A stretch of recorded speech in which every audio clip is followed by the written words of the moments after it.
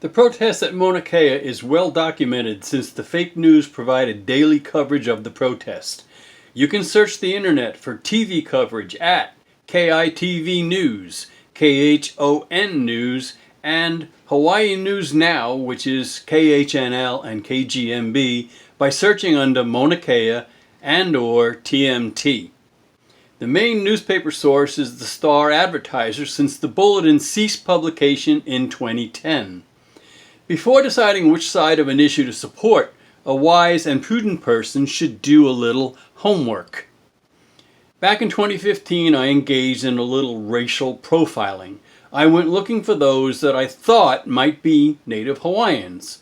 I asked a couple of bank tellers, a grocery checkout clerk, and the gal handing out stamps at the post office window what they thought of the TMT. All four stated that they didn't know what the TMT was. After I explained that the TMT was the 30-meter telescope, a $1.4 billion project that was approved to be built atop Mauna Kea, all four then responded, "A telescope? Why would I object to that?" Viewers should note that currently there are 13 telescopes atop Mauna Kea. 5 ought to be decommissioned and dismantled as part of the approval of the TMT project. The TMT would render them useless antiques once it was completed. 13 telescopes did not fall from the sky overnight. They have been up there for decades. So why are the TMT protesters insisting that Mauna Kea is suddenly sacred? Time to do your homework. Type into your Google Chrome browser Star Advertiser Sovereignty. Click search, select a link that appeals to you, and read thoroughly on this issue.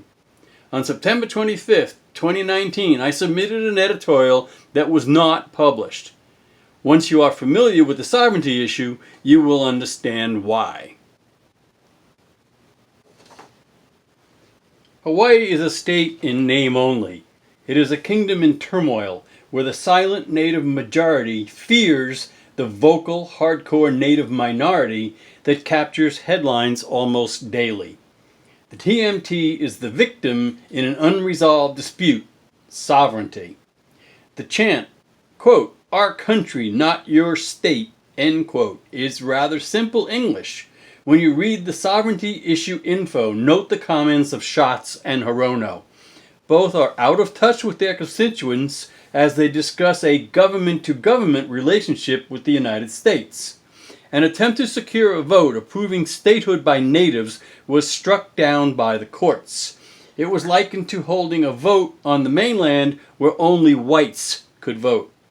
Hundreds of thousands of immigrants and asylum seekers are lined up at America's borders, clamoring to gain entry, yet a hardcore native minority wants statehood revoked? I actually contacted the TMT back in 2015, urging them to shift the project to the Canary Islands. The Kingdom of Hawaii neither wanted nor deserved to be home of the world's best facility for astronomy. I also wrote to the Secretary of the Interior, urging him to give the hardcore natives exactly what they wanted. Give the kingdom 90-day notice that statehood would be revoked unless a local decision was forthcoming. A schedule of shutdowns during the 90 days would allow the kingdom to set up and take control as if they were conducting a vote of locals. Within the first 2 weeks, 1. National Park Service employees would be packing up U.S. government items to ship to the mainland, while employees that wanted to keep working for the National Park Service would bid on jobs available in other national parks. 2.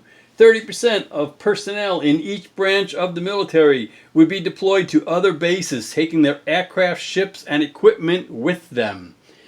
3. All future projects scheduled for the Pearl Harbor Naval Shipyard will be diverted immediately. At 4 weeks, 30 days. 1. The second 30% of military personnel and their equipment will be redirected to friendly locations. 2.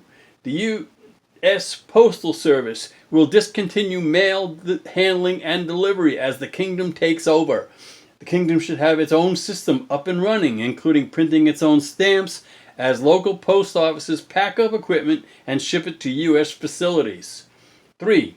the kingdom should start printing their own currency as the deadline approaches. If no vote has been reached to halt revocation by 60 days, the kingdom should have their own customs and immigration, passport and world embassies, and TSA security for their airports and harbors that meet world standards. Failure to provide such basic security requirements would preclude nations around the world from flying or docking to or from the kingdom. As the deadline approaches, only a minimum security guard detail will remain to guard against looting at the old U.S. facilities. The U.S. government will give the kingdom funds that have been paid into federal benefit programs, Social Security, Medicare, food stamps, etc., and the kingdom will take over distribution of such. Once the kingdom becomes its own country, the kingdom should not look to the United States for help in any emergency. You want to be on your own? So be it. Should the islands take a direct hit from a Cat 5 hurricane, there is little doubt that Beijing, Putin, or Kim will line up to help. The only question is, at what price?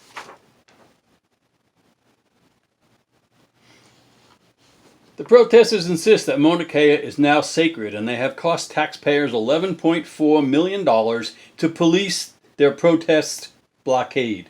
This hardcore, vocal, native minority is now costing residents jobs that are desperately needed during the COVID-19 pandemic. Tourism is not expected to return to normal for another year? Have you heard any officials suggest that we start the TMT?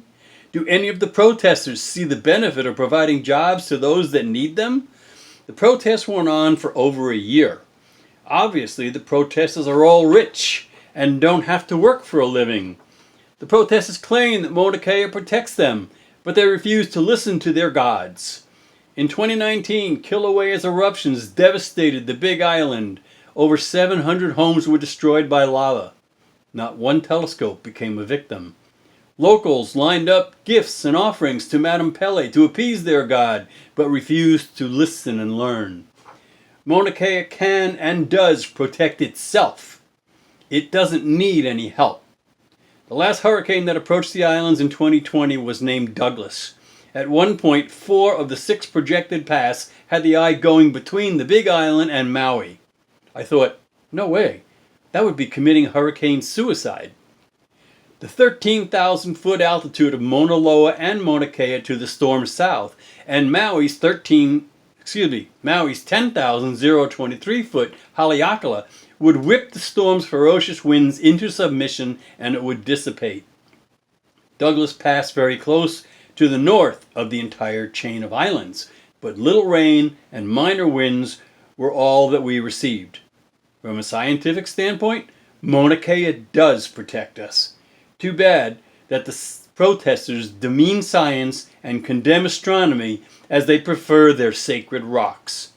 I have no objection to the TMT, but if I was given the opportunity to vote on it, I would vote no. After all the court rulings, permits, $11.4 million wasted, Hawaii does not deserve the honor and prestige of being home to the world's best facility for astronomy in the world.